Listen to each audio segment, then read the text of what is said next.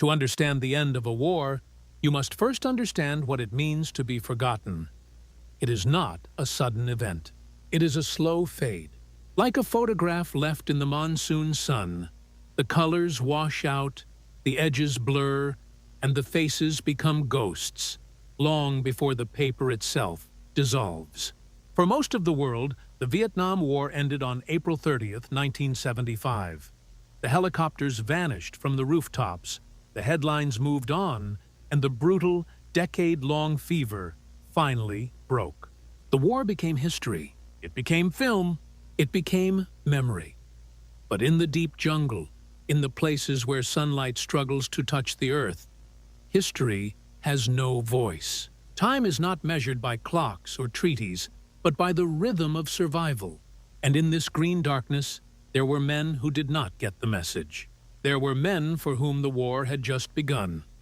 In late 1974, just months before the final fall of Saigon, a Taiwanese patrol in the jungles of Indonesia found a man. He was emaciated, wearing scraps of an Imperial Japanese Army uniform. He was clutching a rifle that was little more than rust. His name was Teruo Nakamura. He had been hiding, still fighting, for 30 years. He did not know that World War II was over. He was a ghost, walking out of a conflict that the world had already buried and built new cities upon. This single breathing man was an echo, a profound, impossible statement that the jungle does not easily surrender its ghosts. But he was not the last. As his impossible story was being whispered across the world, a new generation of forgotten soldiers was being forged in the mountains of Vietnam. They were not Japanese holdouts from a previous war. They were allies. They were friends. They were the Montagnards of the Central Highlands, and their war was about to become a fight, not for victory, but for existence.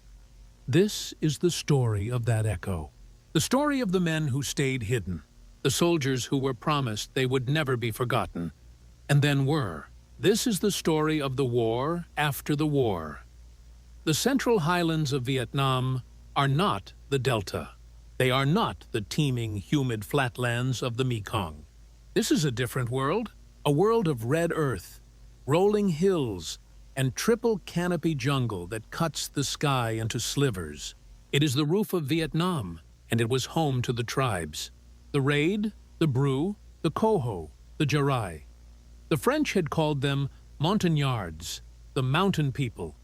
The Vietnamese called them Muai, a word that dripped with condescension, meaning savage. They called themselves the Dagar. They were a people apart, with their own language, their own spirits, their own sense of time. They hunted with crossbows and lived by the rhythm of the gong. They were warriors, but their wars were ancient, fought for the land, not for ideology. Then, the new ideologies came. First came the French, who recognized their martial spirit. Then came the Americans, but the Americans were different. They did not come as masters. In the early 1960s, the men from U.S. Army Special Forces, the Green Berets, arrived in the highlands. They were few, they were isolated, and they understood the tribal way. They learned the languages. They drank the rice wine. They respected the village chiefs. They did not just train the Montagnards, they formed a brotherhood. This was the Civilian Irregular Defense Group, the CIDG. It was a simple, powerful bargain. The Montagnards would fight the Viet Cong and the North Vietnamese who infiltrated their lands. In return, the Americans would arm them, feed them, give them medicine, and most importantly, they would protect their autonomy. They gave them a promise. For more than a decade, that promise was kept with blood. The Green Berets and their Montagnard strikers fought a brutal, intimate war in the highlands. They held camps that were little more than mud-filled islands in a sea of enemy territory. Places like Dak To, Plei Mi, Duc Co. They ran long-range patrols, set ambushes, and called in thunder from the sky. The Montagnards were superb jungle fighters. This was their home. They could read the tremor of a leaf, smell a hidden enemy on the wind, and move through the bamboo without a sound. The bond was absolute.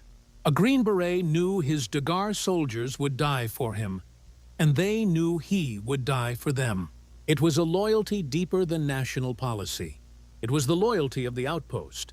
If you were there, you'd never forget that sound. The sound of the highlands wind at night, mixing with the low chant of the tribesmen, a sound of belonging, a sound of home, even in the heart of the war. But in Washington, the maps were being redrawn. The policy was changing. The war was winding down, but not for the NVA. The Paris Peace Accords of 1973 were a death knell for the Highlands. The Americans began to leave. The Green Berets, the men who had formed those blood oaths, were pulled out. The promise was transferred to the South Vietnamese Army, the ARVN. This was the first betrayal. The ARVN had long despised the Montagnards, viewing them as primitive and untrustworthy. And the Montagnards despised the ARVN for their corruption and their arrogance. Now the protectors were gone, and the old masters were in charge. The Montagnards could feel the air change. The NVA, no longer bombed, no longer harassed by American Special Forces, began to move. They built their roads. They massed their tanks. The Highlands became the staging ground for the final invasion. In March 1975, the offensive began, and it began in the Highlands, at Ban Me Thuot. The ARVN divisions shattered. They did not bend. They broke. They ran. They abandoned the mountains, the people they had sworn to protect, in a desperate, panicked stampede for the coast. It was called the Convoy of Tears. For the Montagnards, it was the apocalypse. The NVA, the victors, poured into their villages, and they came not just as conquerors, but as executioners. To the Hanoi government, the Montagnards were not just enemies. They were traitors. They were collaborators. They were obstacles to the unification of the state. The orders were simple and brutal. Hunt them, disarm them, relocate them, re-educate them. The word re-education was a sterile term for a slow, agonizing death. It meant labor camps. It meant starvation. It meant the systematic destruction of their culture, their language, their families. The war was over for the world. But for the Daguerre, the real war, the war for survival, had just begun. They made a choice. It was the only choice they had. They would not surrender. They would not go to the camps. They would go to the one place that had always protected them. They went to the jungle, thousands of them, former CIDG soldiers, leaders, village elders, their wives, their children.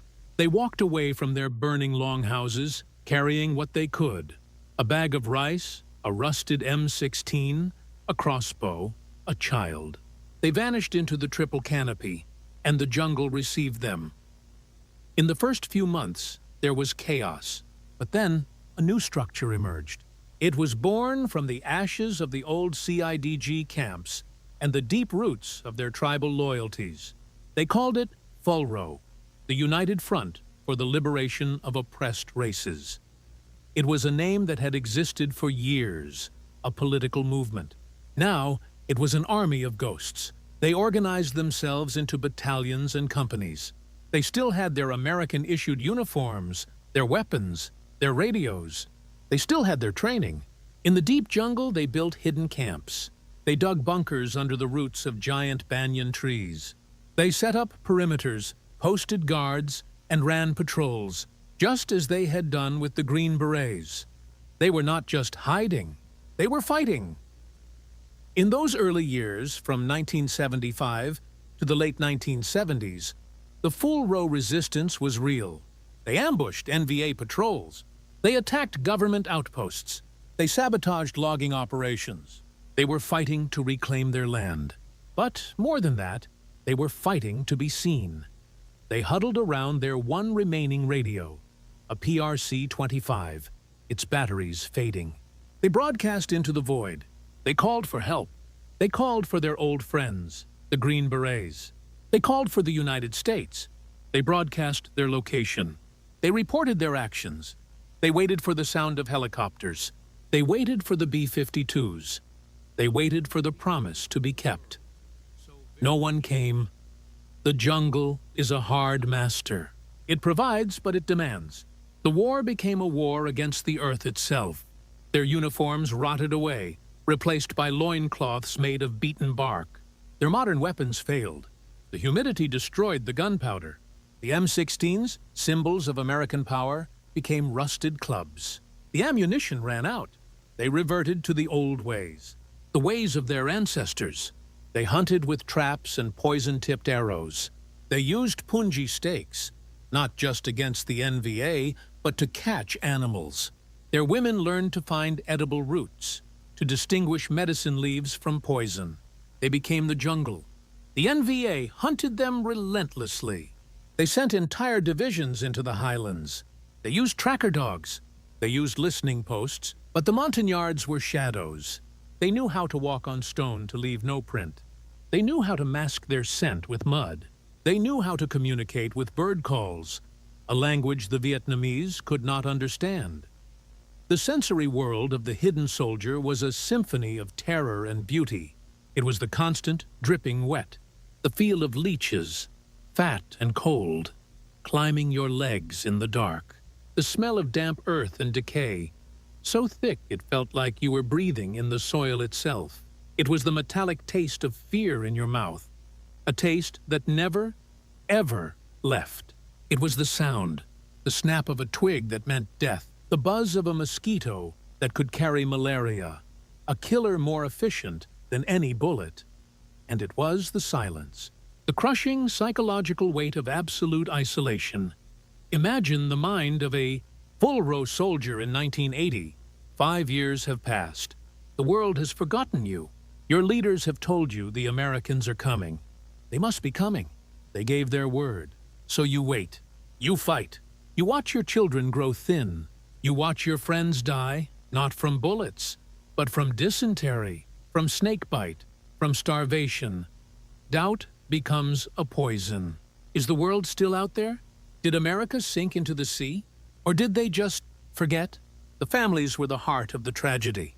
Children were born in these hidden camps. They were born in bunkers dug into the mud by the light of a single smoky torch. These children grew up believing the entire world was this green, wet, twilight prison. They had never seen a road, a car, a city. They had never known a day without hunger, a night without fear. Their fathers would try to teach them the letters of the alphabet, scratching in the dirt, but the lessons were always about survival. This is the sound of an enemy patrol. This is the plant you can eat. This is the one that will kill you. What do you tell a child who asks, "Father, what is the sun?" This was the psychological dive, the erosion of identity. They were not soldiers anymore. They were not farmers. They were a hunted tribe, living in the shadows of their own history. The war for them had not ended.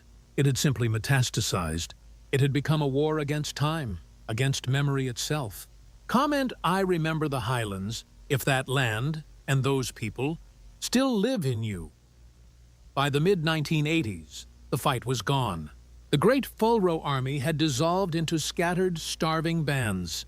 The Vietnamese government, with its new economic policies, was logging the highlands, cutting down the very jungle that gave them cover. The world was shrinking. The NVA, now the People's Army of Vietnam, changed tactics. They stopped hunting them with soldiers and started hunting them with promises. They offered amnesty. "Come out!" the loudspeakers blared from the jungle's edge. "The war is over. There is a new Vietnam. You will be given food. You will be given homes." It was a lie. And it was the truth. For some, the hunger was too much. The sickness of their children was too much. A man would walk out, holding his rusted, useless rifle over his head. He would be taken. Sometimes he was shot. Sometimes he was sent to a camp. Sometimes he was paraded through a village as a relic, a ghost of a dead war. But some held on. The most loyal, the most stubborn, the ones who simply could not let the promise go. They believed, with a religious fanaticism, that to surrender was to betray their American brothers. They were still holding the line. They just didn't realize the line had been erased from the map 30 years ago. In 1986, a group of 200, led by a Fulro general, made a desperate months-long trek across the border into Cambodia, hoping to reach the refugee camps in Thailand. They were hunted the entire way. Most were killed or captured. A handful made it. In 1992, 17 years after the fall of Saigon, a final group of 398 Montagnard fighters and their families emerged from the jungle and surrendered to UN peacekeepers in Cambodia. They were skeletal. Their skin was scarred by 1,000 insects and diseases. Their eyes, unaccustomed to the open sun, were squinted in pain. They were the last of the Fulro army. They walked out of the jungle and into a world that was unrecognizable. The Soviet Union was gone. The Berlin Wall was rubble. America, their great protector, was now in talks to normalize relations with Hanoi.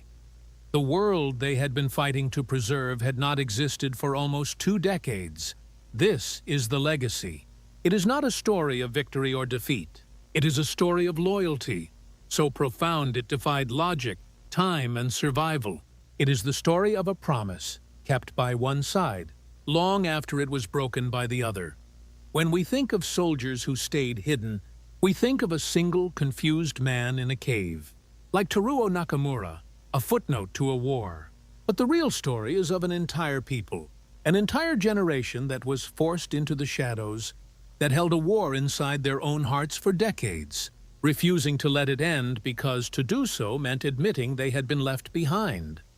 They did not know the war ended, or perhaps they knew, and they simply refused to accept it.